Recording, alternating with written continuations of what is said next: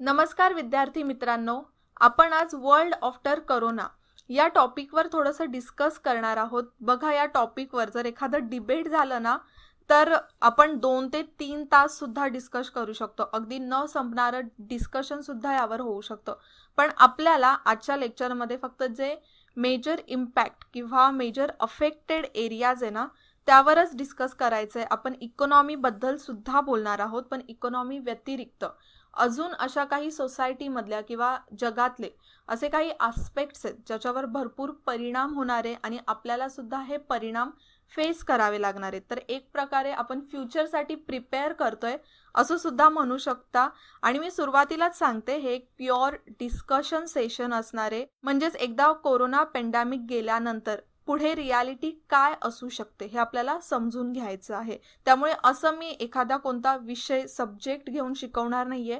फक्त तुम्ही सगळ्यांनी सुद्धा या गोष्टींचा विचार करावा. गोष्टी ज्या तुमच्या आजूबाजूला होत आहेत, ज्या जगात होत आहेत, या सगळ्या ऑब्झर्व करावा. हा एक मोटिव्ह आहे या मागचा. आणि तसंच पुढे जाऊन तुम्हाला अधिकारी बनायचंय तर प्रत्येक गोष्टीचं ॲनालिसिस करणं सुद्धा तुमच्यासाठी तेवढंच महत्त्वाचं आहे. मग कोणकोणते असे अफेक्टेड एरियाज आहेत ज्यांच्यावर आपण डिस्कस करणार आहोत, तर ते म्हणजे हेल्थ केअर सेक्टरवर कसा परिणाम झालाय किंवा अजून पुढे यामध्ये काय चेंजेस होऊ शकतात. नंतर सर्वात अफेक्टेड एरिया ते म्हणजे ट्रॅव्हल आणि टुरिझम, ह्याचा फ्युचर स्कोप कसा असणार आहे ते सगळं आपण बघणार आहोत. नंतर डिजिटल इकॉनॉमी एकदम इम्पॉर्टंट, यामध्ये आपल्याला काय चेंजेस बघायला मिळतील. तसंच एज्युकेशन सिस्टम आणि वर्क फ्रॉम होम.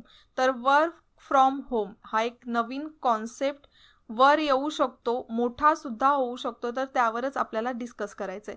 लेक्चर सुरू करण्याआधी इथे बघा, आपलं विजन स्टडीचं ॲप आता गुगल प्ले स्टोअरवर सुद्धा आलंय, तर तुम्ही तिथून ते डाउनलोड करू शकता. त्यामध्ये भरपूर असं तुम्हाला स्टडी मटेरियल मिळेल अभ्यास करायला. PDF नोट्स आहेत, प्रॅक्टिस टेस्ट आहेत, त्याचप्रमाणे वेगवेगळे कोर्सेस सुद्धा आहेत. आता इथे जे राज्यसेवा 2020चं कोर्स आहे तर याचं ॲडमिशन बंद झालेलं आहे, आता याचं ॲडमिशन सुरू नाही आहे. पण बघा, आता मी नवीन जे राज्यसेवेचे बॅच आहे ते सुद्धा सुरुवात करणार आहोत. बेसिक पासून तर ते ॲडव्हान्सपर्यंत 15 मे पासून 15 ते 20 मे पर्यंत याचं प्री लॉन्च असणार आहे आणि लेक्चर्स 21 मे पासून सुरू होणार आहेत. तर सध्या तरी त्याच्याच टाइम टेबलवर सध्या काम सुरू आहे. मग आता अजिबात वेळ न घालवता सुरुवात करूया आपण आपल्या लेक्चरला. पहिलंच सेक्टर आहे ते म्हणजे हेल्थ केअर सेक्टर. बघा, आता आत्ताची सिच्युएशन आपण बघितली ना तर वर्ल्ड वाईड मोठमोठ्या देशांमध्ये पण हेल्थ केअर सेक्टर किंवा आपण म्हणू शकतो जी हेल्थ केअर सिस्टम आहे ना ती किती वीक आहे ते समजून आलंय. फॉर एक्झाम्पल तुम्ही US घेऊ शकता. अमेरिकेमध्ये बघा, आपण तर आत्तापर्यंत अमेरिकेला ओळखत होतो की ही एक जगातली महासत्ता आहे. मग अशी अमेरिकेची ओळख असताना आत्तापर्यंत तिकडच्या लोकांना, तिकडच्या गव्हर्नमेंटला असं वाटत होतं की they are strongest in each manner. पण कोविडने रियालिटी चेक एक प्रकारे त्यांना करून दिले. त्यांना समजले की आपण इकॉनॉमीमध्ये तरी स्ट्रॉंगेस्ट असलो तरी जी आपली हेल्थ केअर सिस्टम आहे ती वीक आहे. त्यांना त्यांच्या वीकनेसेस समजले आहेत. मग आता जेव्हा प्रत्येक देशाला आपल्या स्वतःच्या या पॅन्डेमिकमध्ये ज्या वीकनेसेस समजत आहेत तर त्या वीकनेसेसमधून ते बाहेर येण्याचा प्रयत्न करतील. म्हणजेच यानंतर प्रत्येक देश त्याची गव्हर्नमेंट हेल्थ सेक्टरकडे जास्तीत जास्त लक्ष देण्याचा प्रयत्न करेल. राईट. भारतात जर आपण बघितलं, भारताचं एक एक्झाम्पल घेतलं ना तर भारताने एक चांगली गोष्ट केली ते म्हणजे जी अनाउन्समेंट आहे लॉकडाऊनची ती कम्पॅरेटिव्ह अदर कंट्रीज खूप लवकर घेण्यात आली होती. कारण आपल्या गव्हर्नमेंटला माहिती होतं की आपली हेल्थ केअर सिस्टम तर तेवढी स्ट्रॉंग नाही आहे. बाकीच्या गव्हर्नमेंटना तर वाटत होतं नाही स्ट्रॉंग आहे, जसं आपण USAचं बघितलं, पण ती तेवढी नव्हती. पण ॲटलिस्ट आपल्याला तरी माहिती होतं की एवढी स्ट्रॉंग नाही आहे. आकडे माहिती होते.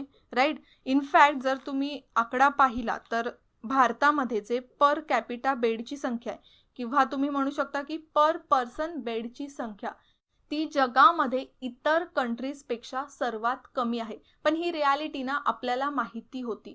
त्यामुळेच आता प्रत्येक देश काय करेल की स्वतःचं हेल्थ केअर सिस्टम, जे पूर्ण हेल्थ केअर सेक्टर आहे ते स्ट्रॉंग करण्याचा प्रयत्न करेल. यातून एक प्रकारे एक धडा मिळालेला आहे प्रत्येक देशाला. आता ना तुम्ही एक एक्झाम्पल घेऊ शकता साऊथ कोरियाचं किंवा जपानचं. हे ज्या कंट्रीज आहेत ना त्या ऑलरेडी SARSमधून बाहेर पडलेल्या कंट्रीज आहेत. त्यांनी ऑलरेडी जेव्हा सार्स व्हायरस आला होता 2004-05 मध्ये आय थिंक, तर त्यावेळेला त्यांनी अशा सिच्युएशन्स फेस केल्या होत्या. त्यामुळे त्यांना माहिती होतं की कसं फेस करायचंय, कसं टॅकल करायचंय, आणि त्यानुसारच त्यांनी स्वतःच्या कंट्रीला शटडाऊन नाही केलं. विदाऊट शटडाऊन करता, विदाऊट क्वारंटाईन होता, प्रत्येक काम त्यांनी भरपूर प्रिकॉशन्स घेऊन केलं. इनफॅक्ट आपण भारतातच बघितलं तर प्राईम मिनिस्टर मोदी यांनी जे भाषण केलं आता रिसेंटलीच, तर त्यामध्ये त्यांनी सांगितलं की जोपर्यंत कोविड आलं नव्हतं, हे पॅन्डेमिक सुरू झालं नव्हतं ना, तोपर्यंत भारतामध्ये एक सुद्धा पीपीई किट म्हणजेच यामध्ये बऱ्याचशा गोष्टी असतात, जसं त्याच्यामध्ये मास्क, हँड ग्लोव्ज, अशा भरपूर गोष्टींचं मिळून पीपीई किट तयार झालेलं असतं. तर अशा प्रकारचं पीपीई किट भारतामध्ये कधीच मॅन्युफॅक्चर केलं गेलं नव्हतं. पण जेव्हापासून चायनामधून आयात बंद झाली किंवा कमी झाली आपण म्हणू शकतो, तर तेव्हापासून भारतामध्ये आत्तापर्यंत 2 लाख पीपीई किट तयार करण्यात आलेले आहेत. याचाच अर्थ काय होणार, प्रत्येक देश यापुढे हेल्थ केअर सेक्टरमध्ये स्वतःला इंडिपेंडेंट करण्याचा प्रयत्न करेल. तसंच व्हेंटिलेटरच्या बाबतीत पण आपण बघतोय प्रत्येक देश जास्तीत जास्त व्हेंटिलेटर मॅन्युफॅक्चर करण्याचा प्रयत्न करतोय, राईट. मग आता प्रत्येक देशाला असं हेल्थ केअर सेक्टरमध्ये स्वतःला इंडिपेंडेंट करणं खूप महत्त्वाचं आहे. ते स्ट्रॉंग करणं, डॉक्टर्सचं नंबर्स वाढवणं, नर्सेसचे नंबर्स वाढवणे, हे खूप इम्पॉर्टंट झालेलं आहे. आणि पुढे पुन्हा असं काही फेजेस आले तर त्यासाठी प्रिपेअर राहण्यासाठी गव्हर्नमेंट आता नेहमीच प्रयत्न करत राहतील. त्यासाठी वेगवेगळ्या योजना, वेगवेगळ्या स्कीम्स सुद्धा आखल्या जातील. ओके, तर हे तर झालं हेल्थ केअर सेक्टरबद्दल. तर एक प्रकारे आपण म्हणू शकतो हेल्थ केअर सेक्टरमध्ये कुठेतरी चांगलं वळण मिळू शकतो. पण सर्वात बॅड इफेक्ट किंवा बॅड इम्पॅक्ट आपण म्हणू शकतो तो झालाय ट्रॅव्हल आणि टुरिझमवर. ट्रॅव्हल आणि टुरिझममध्ये जो काही अफेक्ट झालेला आहे त्याच्यामुळे बरेचसे जॉब्स आता रिस्कवर आहेत.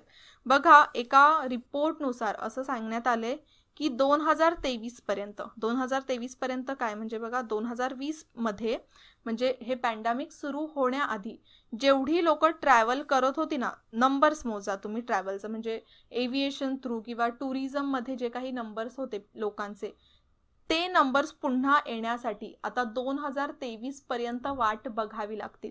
म्हणजेच लोक एक प्रकारे घाबरलेले आहेत इथे ना, मग त्यामुळे ते बाहेर फिरणं कमी करतील. वेगवेगळ्या देशांमध्ये कामासाठी जाण्याचा जो प्रयत्न आहे किंवा त्यांचं काम आहे ते घरातूनच किंवा जिथे आहेत तिथूनच करतील. बाहेर जाण्याचं जास्तीत जास्त टाळलं जाईल आणि त्याचाच डिरेक्ट इम्पॅक्ट एव्हिएशनवर होणार आहे आणि टुरिझमवर होणार आहे. लोक जास्त याकडे लक्ष देतील की आता जेव्हा ज्यातून ते ट्रॅव्हल करतायत तर ते सेफ असलं पाहिजे, त्यांच्या हेल्थसाठी हायजेनिक असलं पाहिजे, या सगळ्या गोष्टींकडे लक्ष द्यावं लागेल टुरिझम सेक्टरला. आणि एव्हिएशनमध्ये असा प्रॉब्लेम झाल्यामुळे 50 मिलियन लोकांचा जॉब धोक्यात आहे आणि टुरिझममध्ये 100 मिलियन लोक त्यांचा जॉब गमावू शकतात. म्हणजेच बघा, एक खूपच वाईट असा परिणाम ट्रॅव्हल आणि टुरिझमवर झालेला आहे. इनफॅक्ट मोठमोठ्या ज्या कंपनीज आहेत ना एव्हिएशन सेक्टरच्या, तर त्या सुद्धा म्हणतात जर हा असाच काळ राहिला तर त्यांना त्यांच्या कंपन्या बंद कराव्या लागू शकतात. तर हा एक मोठा इम्पॅक्ट आपल्याला बघायला मिळेल. नंतर आहे ते म्हणजे डिजिटल इकॉनॉमी. डिजिटल इकॉनॉमी आपल्याला बूस्ट झालेली बघायला मिळेल. कसं काय बघा, आता जर आपण बघितलं तर बघा 2 प्रकारच्या इकॉनॉमीज आपण ग्राह्य धरून चालूया. एक आहे डिजिटल इकॉनॉमी आणि दुसरी आहे ती म्हणजे मटेरियल इकॉनॉमी. आपण काय म्हणतो, आता जे सध्या आपण ज्या इकॉनॉमीमध्ये आहोत ती आपण मटेरियल इकॉनॉमी असं म्हणू शकतो. मटेरियल इकॉनॉमी म्हणजेच काय, प्रॉपर ऑफिसेसमध्ये जाऊन काम करणं वगैरे, ही झाली मटेरियल इकॉनॉमी. आणि डिजिटल इकॉनॉमी म्हणजे सगळं डिजिटलाइज होणं.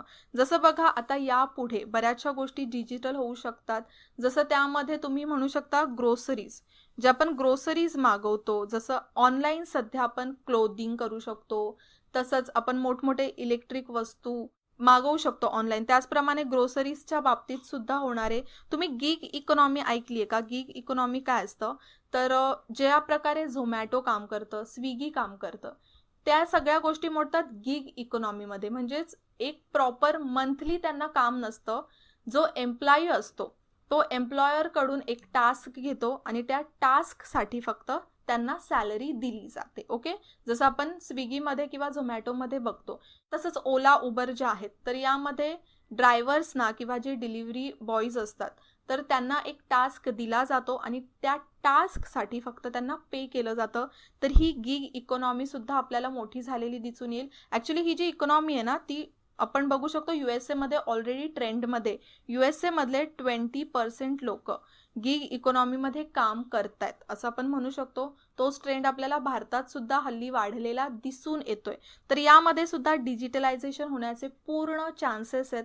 पण यामुळे ना काय होणार आहे, जी मटेरियल इकॉनॉमी आहे ना त्याच्यावर थोडासा अफेक्ट होईल. मटेरियल इकॉनॉमीमधले जॉब्स जाण्याचे चान्सेस भरपूर वाढतील. पण तिथेच गोष्टींमध्ये डिजिटलायझेशन खूप वाढेल. लोक डिजिटली भरपूर शिफ्ट होतील. तर त्यातलाच एक पार्ट येते म्हणजे वर्क फ्रॉम होम. आता डिजिटलायझेशनमध्ये ना दोन गोष्टी येतात. एक येईल वर्क फ्रॉम होम आणि दुसरं आपलं येणार आहे ते म्हणजे एज्युकेशन सिस्टम. एज्युकेशन सिस्टम तर आपण पुढे बघूयाच, पण वर्क फ्रॉम होम बघा खूप वाढत जाईल. आत्ता या पेंडॅमिकमध्ये बऱ्याच जणांना असं सुद्धा समजले, बऱ्याच कंपनीजना एक रिअलायझेशन झाले की एम्प्लॉईज घरातून सुद्धा काम करू शकतात.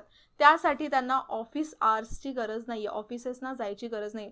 सेम आवर्समध्ये ते घरातून सुद्धा काम करू शकतात. कारण की आत्ता सध्याच्या बऱ्याचशा अशा IT फर्म्स आहेत, वेगवेगळे सेक्टर्समधल्या कंपनीज आहेत जिथे एम्प्लॉईज घरातूनच काम करतायत. इनफॅक्ट मी एक न्यूजसुद्धा ऐकली आहे की TCSमध्ये असं कुठेतरी त्यांचे डिस्कशन झालेलं आहे की यापुढे म्हणजे हे पेंडॅमिक गेल्यानंतर 80% एम्प्लॉईजना वर्क फ्रॉम होम दिलं जाईल. फक्त 20% जे फील्ड वर्क आहे ना ते बाहेर राहून केलं जाईल, पण 80% एवढी लोक घरातून काम करू शकतात. मग TCS तर एक मोठी कंपनी आहे, तर अशाच प्रकारच्या वेगवेगळ्या मोठ्या मोठ्या कंपन्या हे डिसिजन घेऊ शकतात. म्हणजेच हा कॉन्सेप्ट पुढे जाऊन या पॅन्डेमिक नंतर आपल्याला खूप वाढलेला दिसून येईल.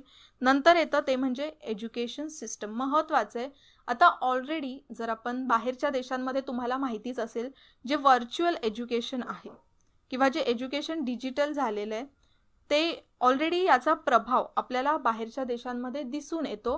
भारतामध्ये तेवढा दिसून येत नाही. हा भारतामध्ये काही जसं आता तुम्ही जे आता हे व्हिडिओज बघताय, लेक्चर बघताय, तर ते काय आहे एक प्रकारे डिजिटल एज्युकेशनच आहेत. पण प्रत्येक एज्युकेशन हे डिजिटली भारतामध्ये देणं पॉसिबल नाही आहे. ते का पॉसिबल नाही आहे? एकतर इलेक्ट्रिसिटी इश्यू.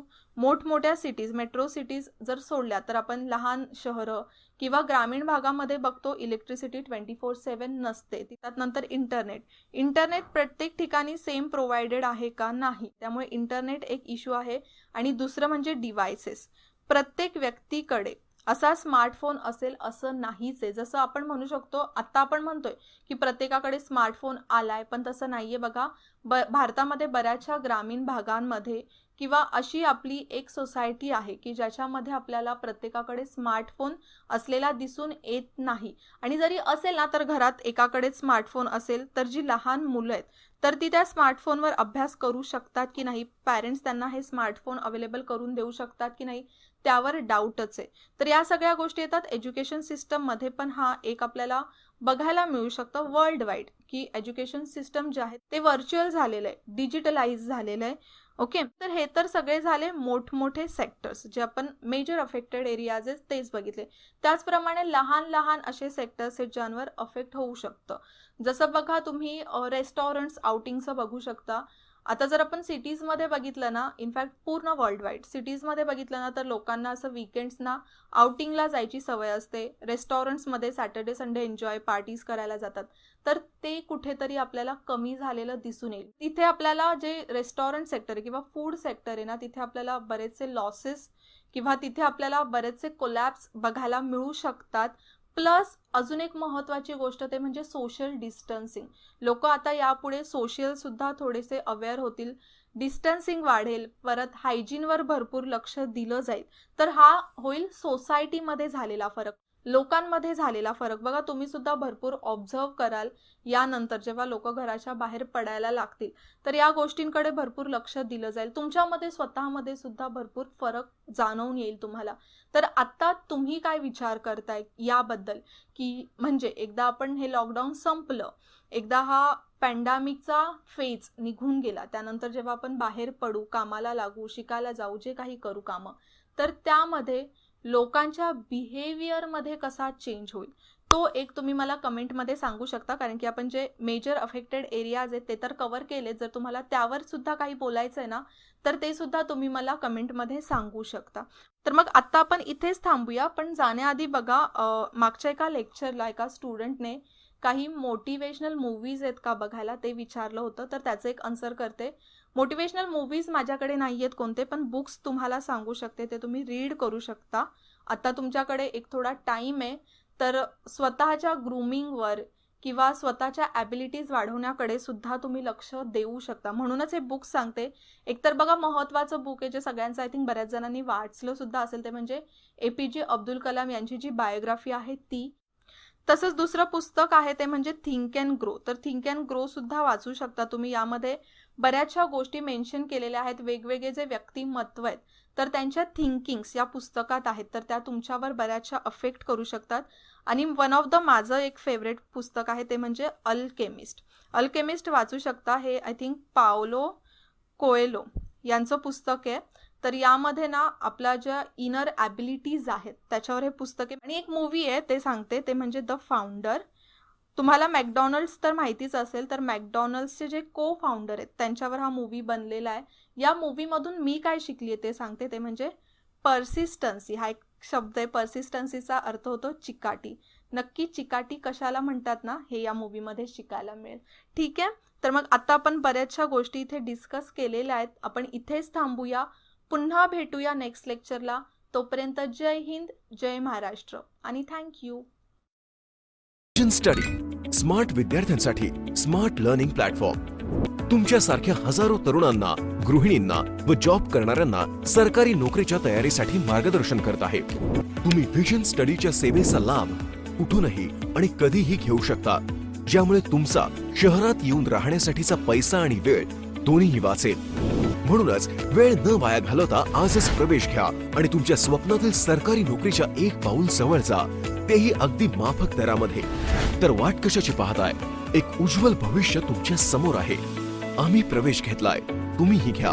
अधिक माहितीसाठी आजच भेट द्या. Visit www.visionstudy.in. हो, स्वप्न पूर्ण होतात.